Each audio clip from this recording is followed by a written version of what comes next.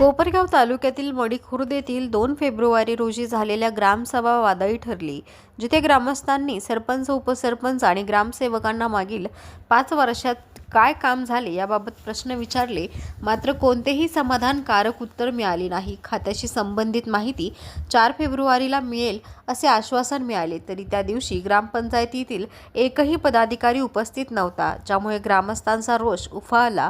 या घडामोडींचा थेट परिणाम म्हणून ग्रामस्थांनी जिल्हाधिकारी यांना निवेदन दिले असून मोठ्या प्रमाणावर भ्रष्टाचार झाल्याचा संशय व्यक्त केला आहे. ग्रामस्थांची ठाम मागणी आहे की या प्रकरणात तात्काळ कारवाई, स्पष्टता आणि जबाबदारी निश्चित केली जावी, अन्यथा ग्रामपंचायतीवर जनतेचा विश्वास कायम राहणे अशक्य ठरेल. याबाबत ग्रामस्थांनी अधिक माहिती दिली आहे. मडीखुर्द येथील 26 जानेवारी रोजी ग्रामसभा झालेली नव्हती, परंतु ती ग्रामसभा तहकूब करून पुढील ग्रामसभा ही 30 तारखेला आयोजित केली होती. परंतु अजितदादा पवार यांच्या निधनामुळे तो शासकीय दुखवटा पाळल्यामुळे ती ग्रामसभा आमची 2 तारखेला आयोजित केली होती. तर 2 तारखेच्या ग्रामसभेमध्ये आमच्या ग्रामस्थांनी ग्रामसेवक, सरपंच, उपसरपंच व सदस्य यांना झालेल्या कामाबाबतीत प्रश्न विचारले. विकास कामांचा आराखडा काय केला तुम्ही विचारला, तर त्यांना कोणालाही काही उत्तर देता आलेलं नाही आहे. तर त्या संदर्भात त्यांना त्यांच्याकडे कागदपत्र त्या उपलब्ध नव्हते.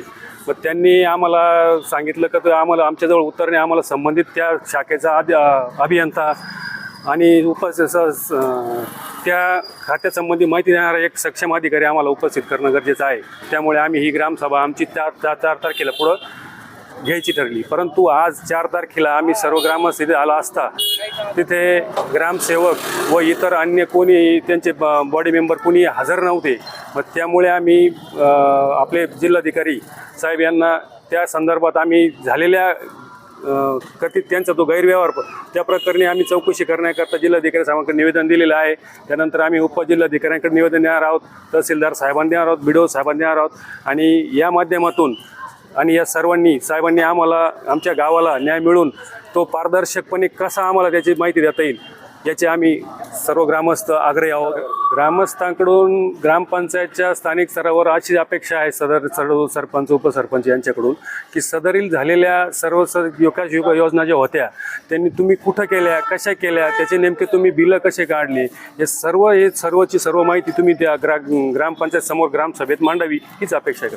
काय वाटतं तुम्हाला त्या सगळ्या याच्यामध्ये भ्रष्टाचार झाला असं मला वाटतं?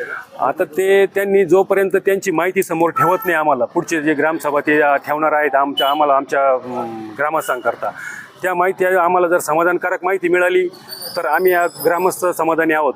परंतु जर माहिती मिळाली नाही तर मग नक्कीच यांनी काहीतरी गोंधळ केलेला, घोटाळा केलेला आहे असं ग्रामस्थांचं सर्वांचं म्हणणं आहे.